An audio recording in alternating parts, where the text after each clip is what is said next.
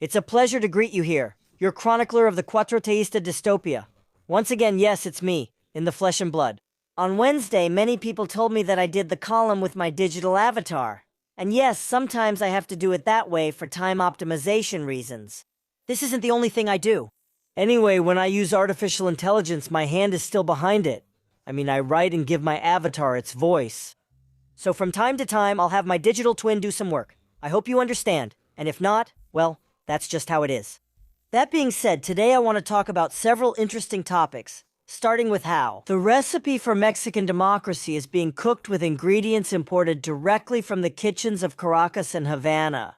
Get ready, because this isn't atole, it's hemlock with a flavor of well-being.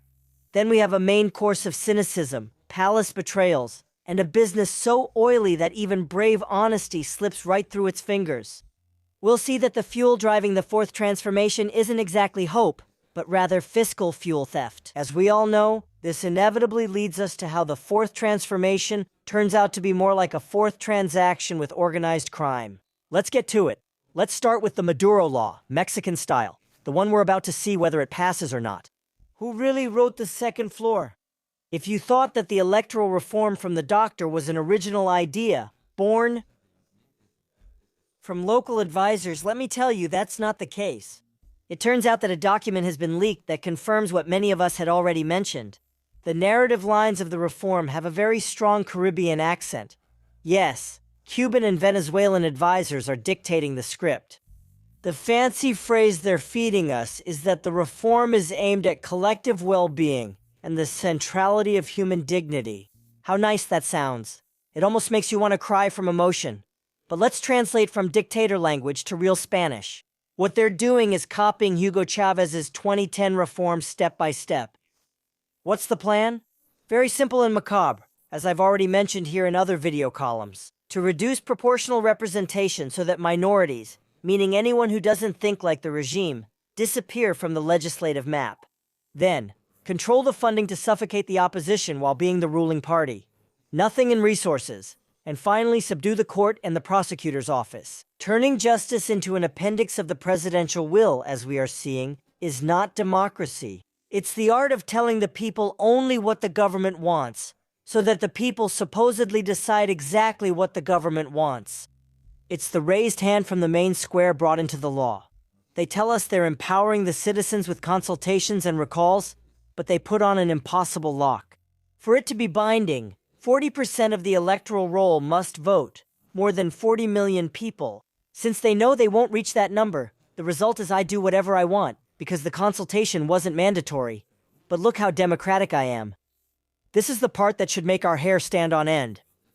The reform intends for the Financial Intelligence Unit, to stop worrying about drug traffickers and money laundering, and to become the enforcement arm against opposition political parties and candidates. Now, the Financial Intelligence Unit would tell the National Electoral Institute who to burn and to publicly shame before an election. It's a political club disguised as oversight.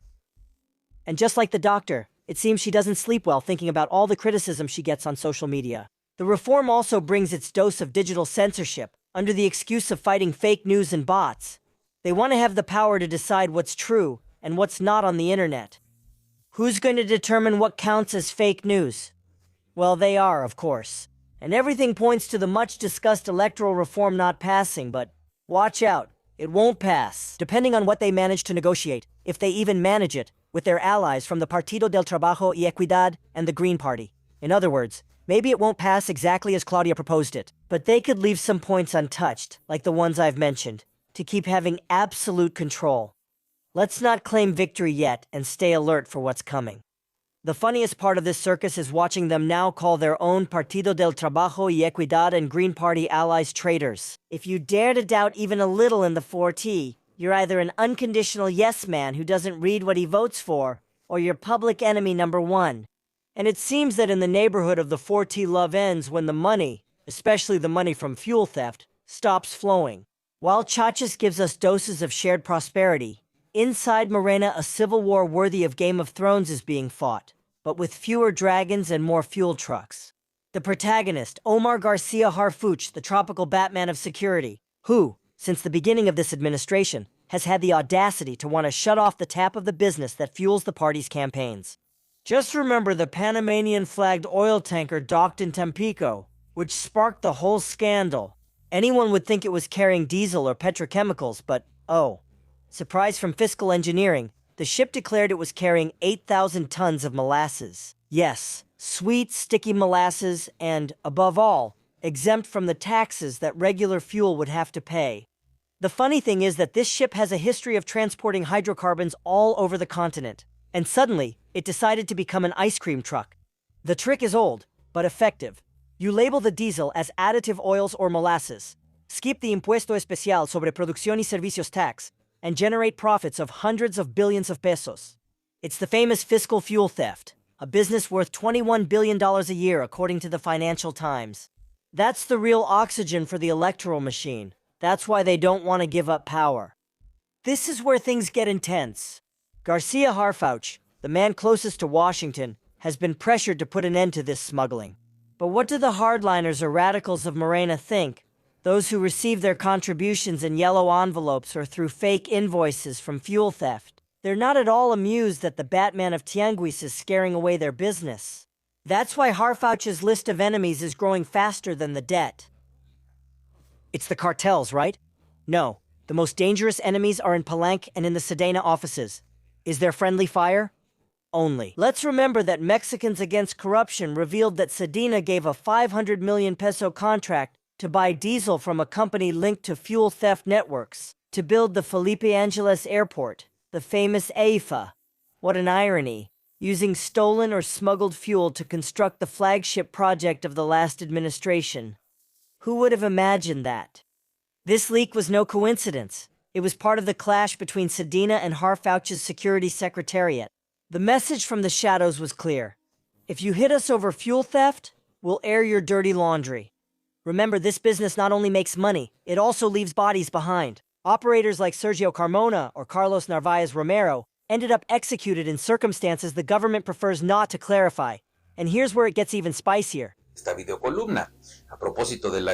The love letter between López Obrador and the cartel. I don't know if you remember that in the halls of Washington, the same ones the Macaspano donkey swore didn't keep him up at night. They came across a little piece of paper that wasn't exactly a tlayuda recipe. It was a letter, yes. One of those messages the former president loved to write so much. Where, in a display of Mexican humanism, it was detailed how the government of Andrés Manuel López Obrador decided that justice was relative, especially when it came to the friends of Nemesio Oseguera Cervantes, also known as El Mencho. The jewel in this mire is named Abigail González Valencia, better known as El Queenie, leader of Los Queenies and the financial mastermind behind the Jalisco New Generation. This individual found his best defense attorney in the government of the Fourth Transformation. How did they do it? With the classic maneuver of the protected witness? Under the excuse that El Queenie had vital information about the 43 student teachers, a cause they used relentlessly to gain power, and then threw in the trash. Andrés Manuel's government stopped his extradition. They moved him from Almoloya to the Diamond Module, from Santa Marta to Catitla, treating him almost like a distinguished guest. And do you know what El Queenie contributed to the Ayotzinapa case? Absolutely nothing. It was a cynical simulation, a staged show to pay political favors and keep the financial mastermind of Jalisco New Generation on the ground. American justice. That's how the real owners of the business are the González Valencia family. They are the ones who provided the money, the financial intelligence, and the international connections in more than 60 countries. While Mencho was the face and the gunfire, the Queenies used shell companies in Panama to buy properties in China, Russia, and Uruguay. And this is where things take a turn. The 4T government not only protected them legally, but also removed those who were actually pursuing them. Do you remember Admiral Marco Antonio Ortega, Chiu? He was the most trusted liaison with Washington, the man who actually arrested Queenie, but by direct order of López Obrador, he was removed from his position. You know how it goes. Those who do their duty get the guillotine, and those who make deals with the cartels get the blessing of the Fourth Transformation with Queenie. Now he's in United States custody, negotiating for his own skin, and with Mencho's execution. That's what he's going to testify next week during his hearing, on March 12th. Let's hope that on top of all the huge problems the welfare maid already has, they don't drop another bomb on her. From New York. There's no doubt that this woman just can't catch a break. In conclusion, on one hand, they're selling us an electoral reform that's actually pure poison for freedom. They're institutionalizing the dictatorship with political self-help phrases, dictated from the dictatorial Caribbean. On the other hand, the next time you fill up your gas tank and feel like the price isn't going down, remember that you're helping to finance the next campaign. And, by the way, the internal war of a transformation that turned out to be more corrupt than anything we've seen since Mexico has existed. It's becoming increasingly difficult for Morena Party members to hide their ongoing partnership with drug cartels. Everything indicates that sooner rather than later, we will start to see heads roll, both literally and figuratively, since the debts they owe are very high. With this, I'm not saying that the problem is going to end. On the contrary, I'll say goodbye. Not without first reminding you that in this country, it's more dangerous to be a critical journalist than a criminal leader. Makes you want to sing. See you on Monday. Unless censorship or humanism catches up with us, I'll read your comments first. Have an excellent weekend. Remember that you can make your donations via PayPal. You can find the information in the comments section. Thanks to you, this channel stays active. Muy importante suscribirte, dar like y presionar la campana para recibir notificaciones cada que hay nuevo contenido. Gracias.